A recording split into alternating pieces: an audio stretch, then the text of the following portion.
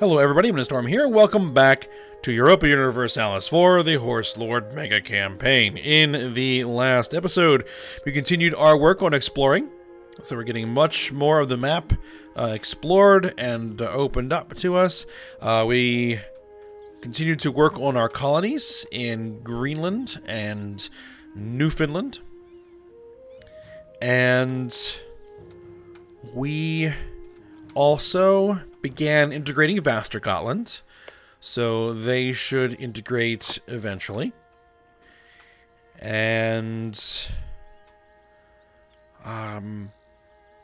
we were thinking about going to war, but one of the big issues is that the HRE is still a thing, and the alliance chains there are pretty hideous. So even trying to take like a single county like that by force would involve a massive continental war, which, you know, I could probably fight it and win it, but it would just be so costly in manpower and in money that it wouldn't be worth what I would get out of it. So what I've decided is that we're going to go ahead and just kind of cool our jets a little bit on aggressively expanding, and just kind of wait. We've got plenty of time to absorb the territory that I kind of had planned to absorb, which is, you know, all of Scandinavia, most of this northern section of Europe, the Danish peninsula, all of this stuff in here. So basically having full control over this whole portion of the map. So, I mean, we can get that eventually. The Protestant Reformation has begun and is beginning to spread. As we can see down here, we have Protestantism beginning to spread throughout here, so hopefully that's going to fragment the Catholic bloc and maybe even start to disintegrate the HRE. We'll see how it goes. And we're just going to focus on continuing to tech up, embracing our institutions, where we can embrace colonialism. We just need the money to do it. And we're going to continue to expanding our North American colony and seeing who we can't either befriend or eliminate out here in the Americas, and see how things go. Alright, so let's go ahead and pause it and get it moving. Yeah, right now we're just waiting for the treasury to build up because I want to embrace colonialism. So that'll give me a significant leg up on technologies. An advisor in our employ has died. Okay, who died? Our diplomatic advisor. Okay. Trade efficiency plus 10. Global tariffs plus 10.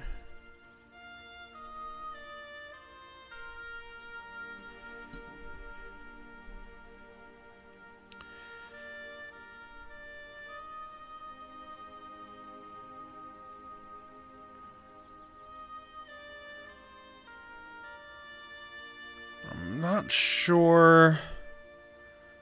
Diplomatic reputation. You know what? Let's just go with this guy, even though he is Orthodox. He's responsible for administering colonies, so we'll see how that goes. And he's cheap. And right now, I kind of need cheap.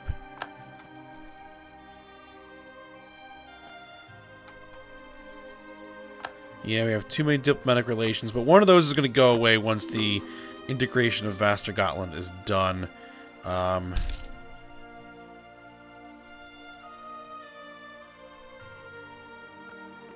Which it is at 7.8% at the moment. No military access. No military access for anybody.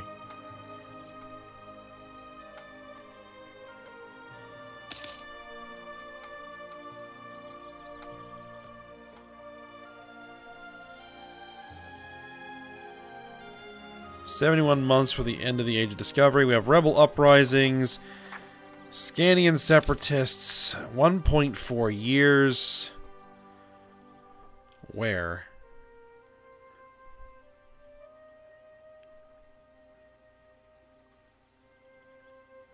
I'm not even sure how to pronounce that. This one. I have an army there. How many separatists are we looking at? 21,000. Good God. Okay. We can put 32 supply limit there.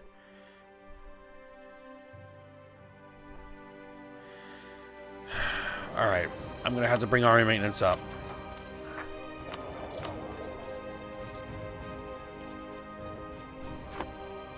Still making decent coin.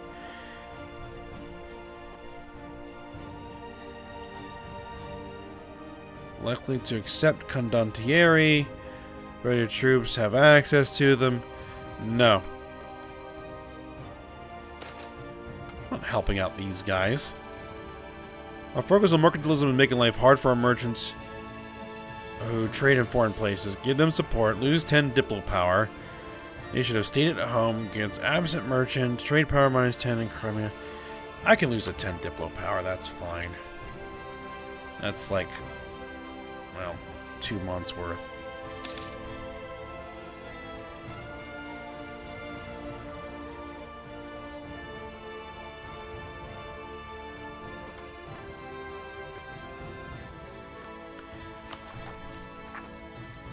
$9.2 years.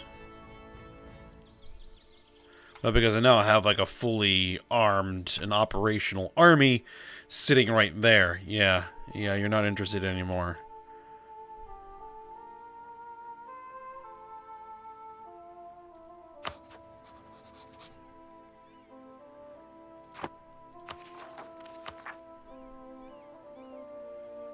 Independence. No.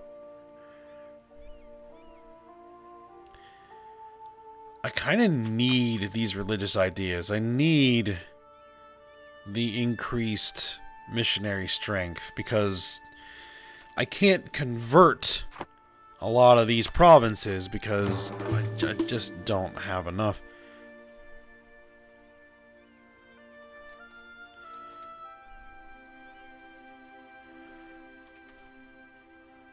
I mean, I have a missionary.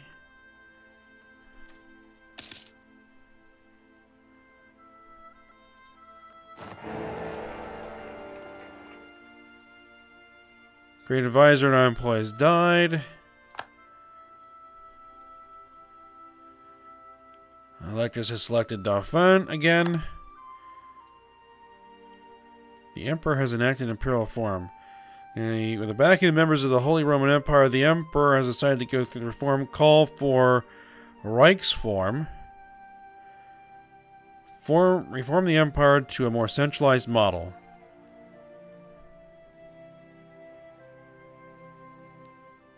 Gives casus belli on non-members holding imperial territory. Okay.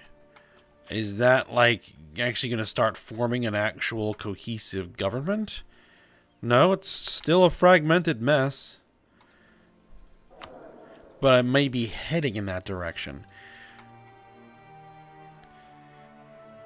And that may actually be a bit of a good thing. To have one large entity to deal with rather than this smattering of smaller ones.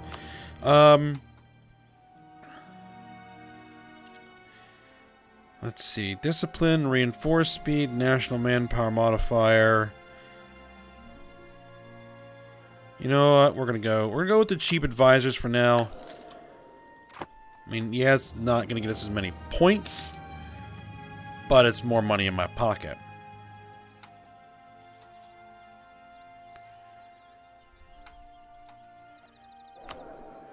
I think, you know, maybe I can get 2 more units. I can get a bunch more ships. I've got to build that Black Sea fleet here at some point.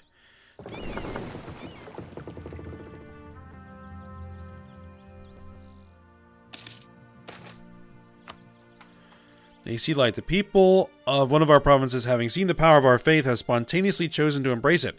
It's a proud day for us as yet more souls are saved. The religion in Stockholm changes to Tangri. Good news. Very good.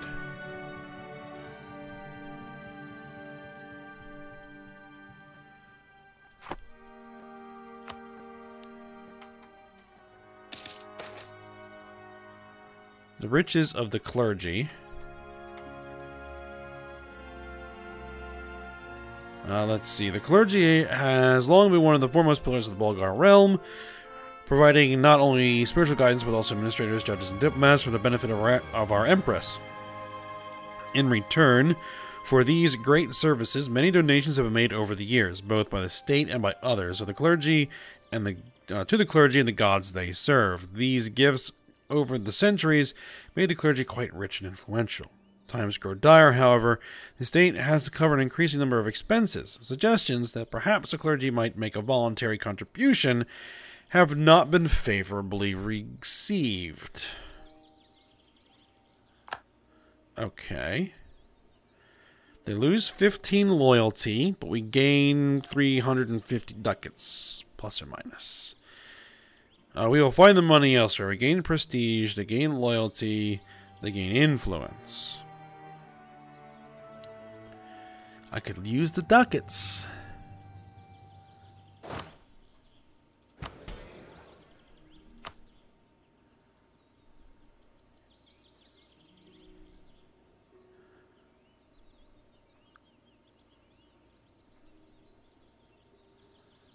Lose prestige, lose legitimacy. They gain influence and loyalty. So I could exchange essentially 5 prestige and 5 legitimacy for 350 ducats.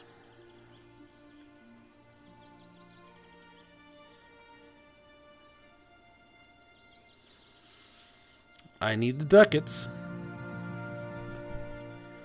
So we're going to take the ducats. Ducats.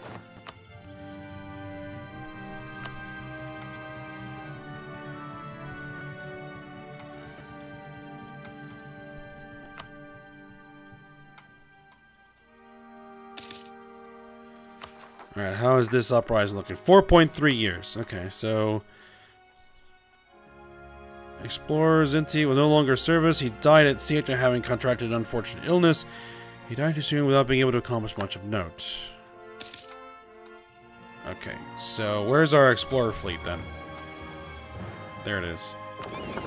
Alright, so we're gonna need a new Explorer. 50 Diplo power. Yeah, alright. Explore. All we have left is circumnavigate the globe.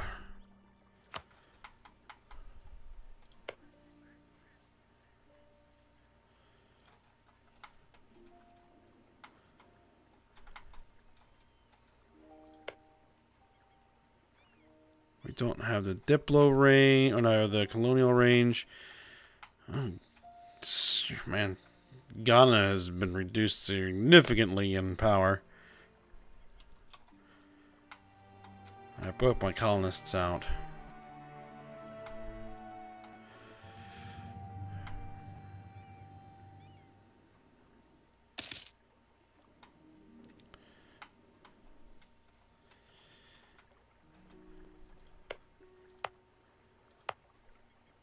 Okay, that's not quite halfway there yet. That's a little bit more than halfway there.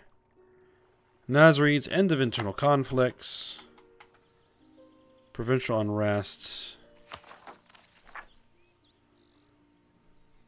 20.8 years. Okay, so they're in the process of being handled. Oh boy, what's up? Mongolia has embraced the Renaissance, spreading their technological development and giving us the following development costs. Okay. Declare war upon their new enemy, Yarkand. Incite reconquest as their casus belli. Yarkand. This guy right there that managed to separate from them.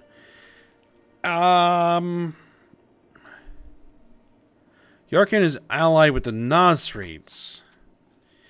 Ooh. So I probably will need to dispatch some armies in that direction. Okay. We'll lose 25 prestige.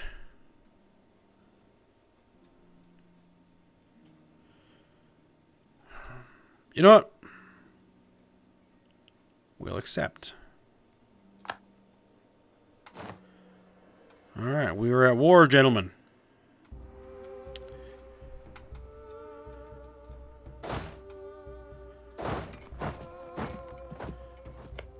Let's march one of our armies out there. And let's send these two armies down there as well.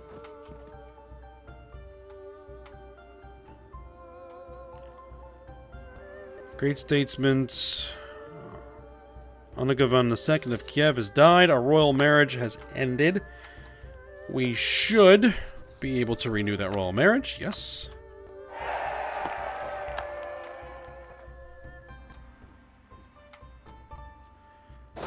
Alright. Let's move our leader. Oh, and this is... Yep, because all of our guys. Let's get our war taxes running.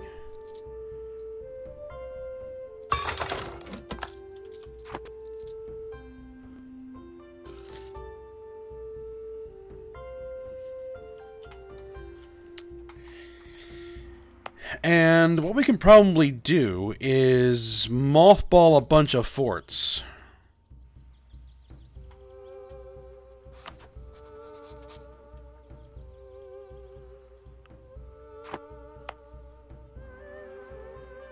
I just need to remember... Yes. I seriously doubt we're going to need these forts up here for this particular war. So we can turn, like, all of these guys off. We can turn all these guys off.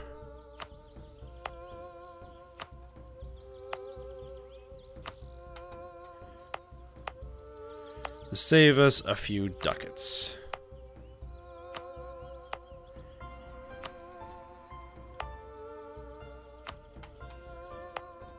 Yeah, turn that one off. Turn that one off. This one. This one.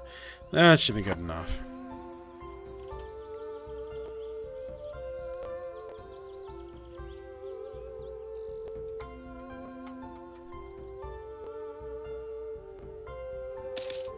There we go. Yep, now we're actually making money again. Alright. Let's just see. Let's take a look at the ledger. Armies. The Nasrids. Let's see. They have 7,500 troops in the field with only 8,600 manpower. So, yeah. And there they all are, down there. Okay. Okay. Where is their capital? It should be over here somewhere, shouldn't it?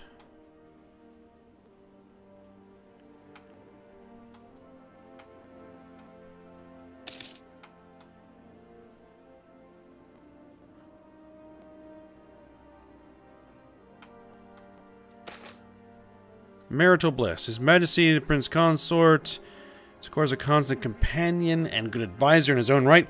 However, apart from that role, our Prince Consort is also representative of the Crown to the Rasat House and vice versa. At times, this is not an arrangement without benefits. The Bulgar seems very pleased to announce that his family has decided to show its support for the throne and for the union of Maturka I and Bulgar. He's using bring benefits to us both. Nobility estate gains 10 loyalty. Consider us to be in their debt. We must avoid indebting ourselves to that family. Gain 5 prestige. Avoid increasing expectation of reciprocity from the family of our spouse. Yeah. You're just a noble family. You know. We don't owe you anything.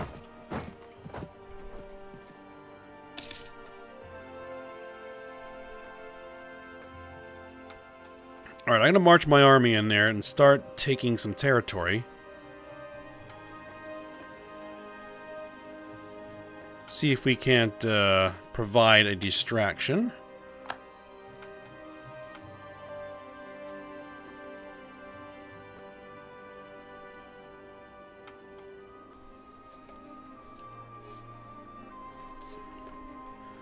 Yeah, because the capital should be the fort with the little crown on it, right?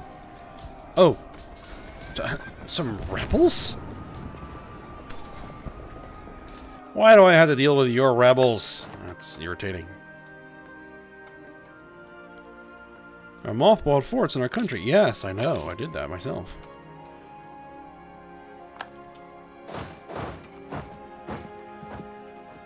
You have suffered casualties. Yeah, that sort of happens in war.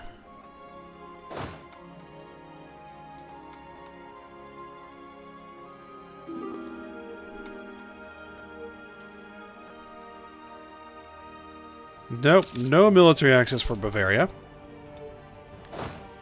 Alright, so you guys head down here.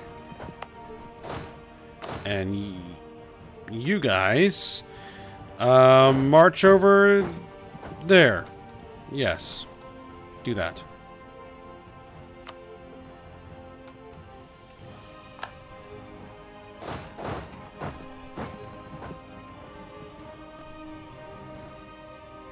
That's not it. That's not it. It's not over here, obviously.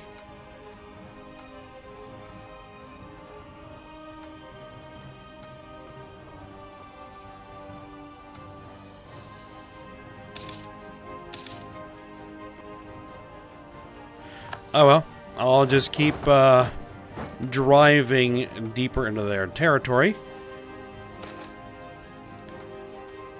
1536 was considered a particularly good year for the Bulgar Empire due to good harvests, generating higher incomes than ever before. Put it in the treasury. 491 ducats. Ooh.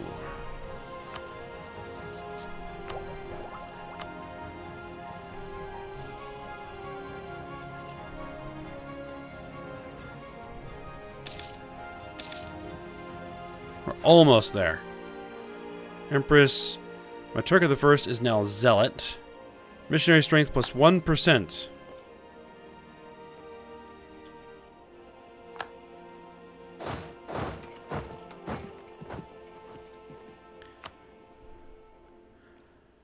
I wonder if I couldn't get any territory out of this. I would enjoy some war reparations. That would be welcome. All right, head for Kish. Let's take that fort.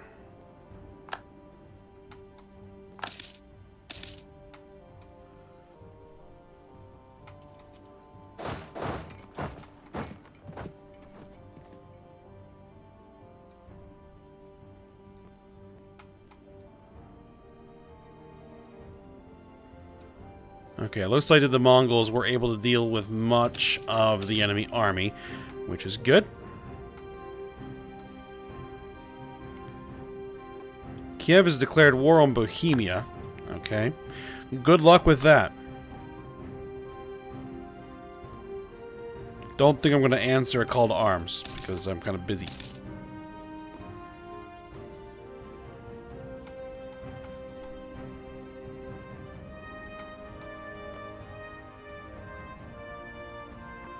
Though we aren't the war leader, so I don't think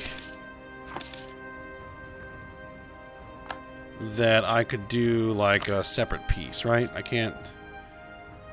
Yeah, we're not the leader of the war, so we'll just grab as much of this as we can, so that when actual peace negotiations do happen, we may get some stuff out of it.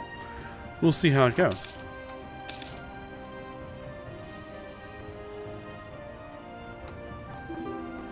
We're doing this right now just to maintain our good relations with Mongolia. Alright. Military access from Kiev. You know what? We accept. They are an ally. So that is perfectly fine.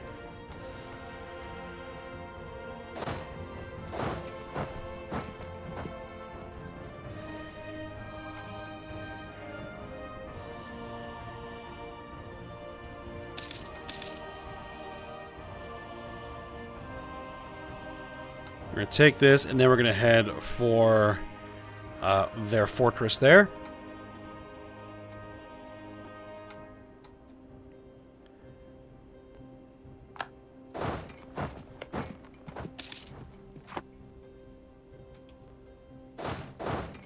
Well, while we're sieging the fortress, they can't exercise their control of these borderlands. So, at least if we take them anyway. So we can start taking Samarkand.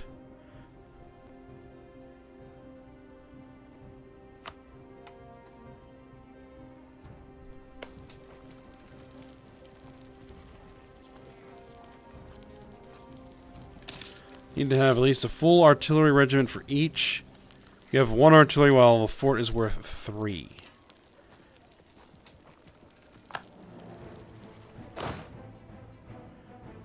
Okay, okay.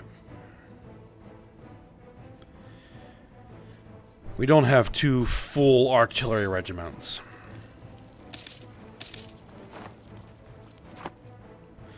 We can invest in an idea. Missionary schools, do it.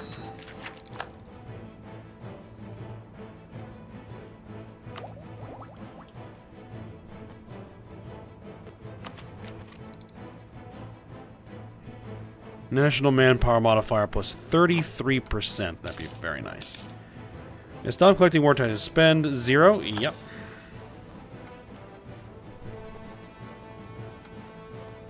Alright, that siege was successful. So let's go ahead and grab those 2 provinces there. We'll basically full siege down the Nasrids and then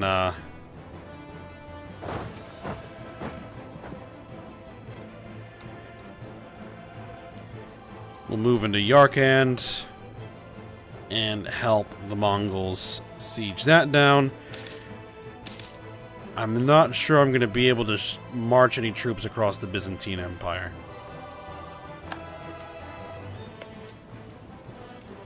Oh, well, we breached the walls anyway.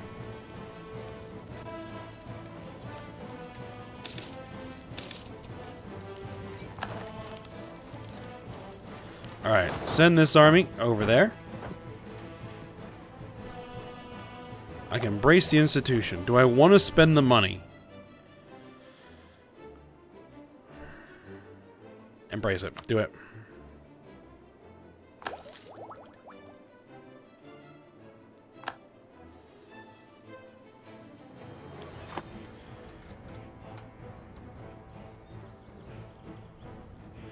Let's go into institutions. Map mode, where would that be? Economic? Yes. Okay, so we have embraced it. And we will be only the 2nd nation in the world to have embraced it. Which is good for us. Though, as it begins to become present, it will begin spreading into our neighbors, but we will get an advantage for a little bit of time.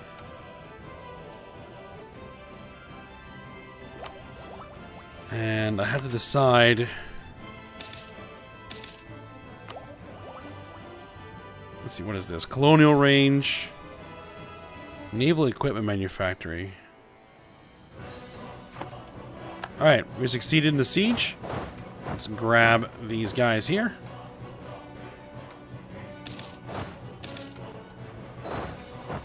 You head to Kashgar.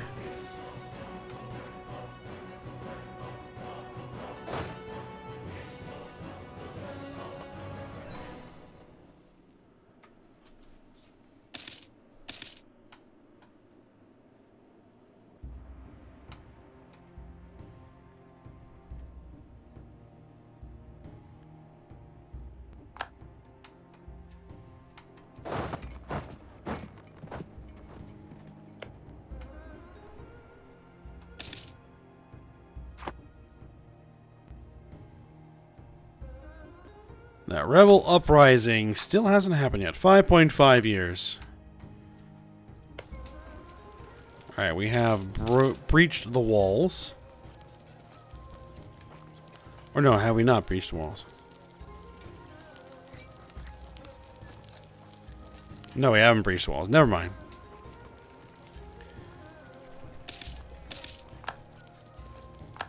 Because we would have a +3 there if we had breached the wall. Right.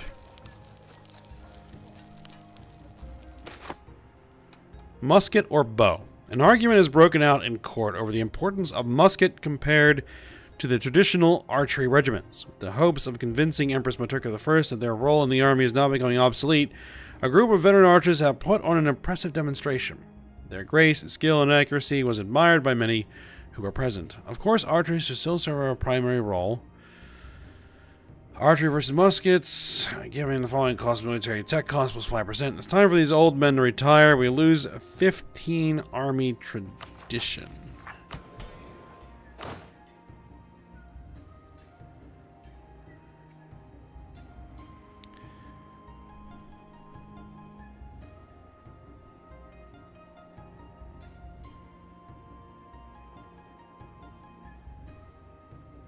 You know what? We'll take the plus 5% military tech cost. That's no big deal. Because we're gonna be spending our military points on ideas anyway, rather than tech for the time being. So that's not gonna hurt us too badly. All right, you guys march back to home territory.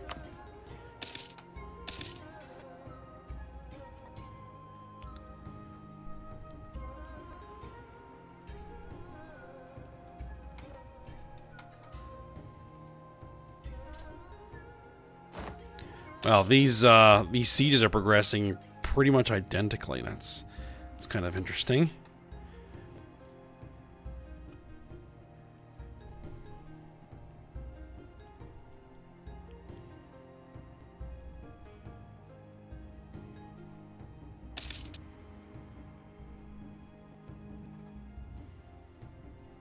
Well, this one went up significantly. Must have got a good roll there.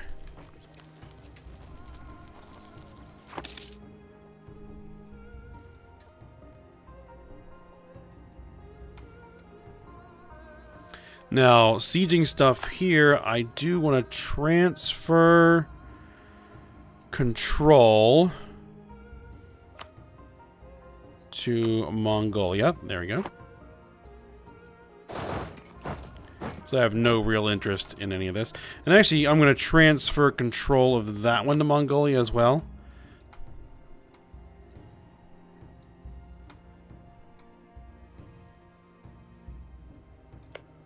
And I'm actually going to transfer a lot of this to Mongolia.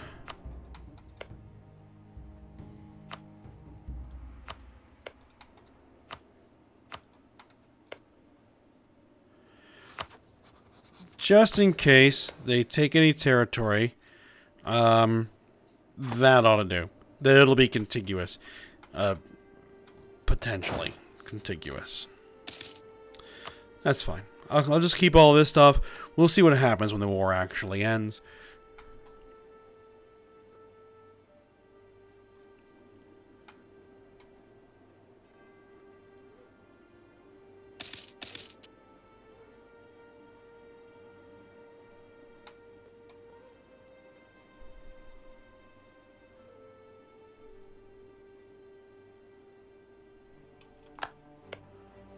Alright, give that to Mongolia.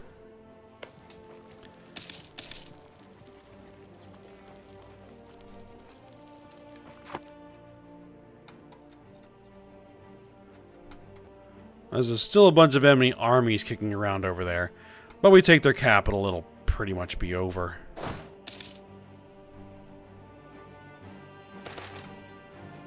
Some local natives have been assimilated. Alright. Tecumseh is has grown a little bit. Across the country, there is outrage that we would ally with a nation who holds provinces which are rightfully ours. Border friction. Gotland's opinion. Lose 25. Gotland.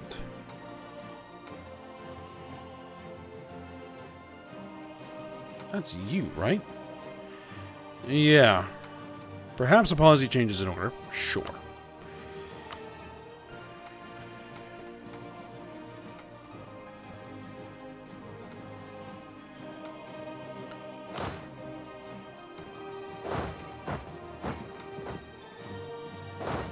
I don't want to march too deep over there. Alright. Siege of Kashgar is done. Transfer that to Mongolia. Oh, the thing is that Yumen is Mongolia's capital. Alright. March our troops over there, help them take it back.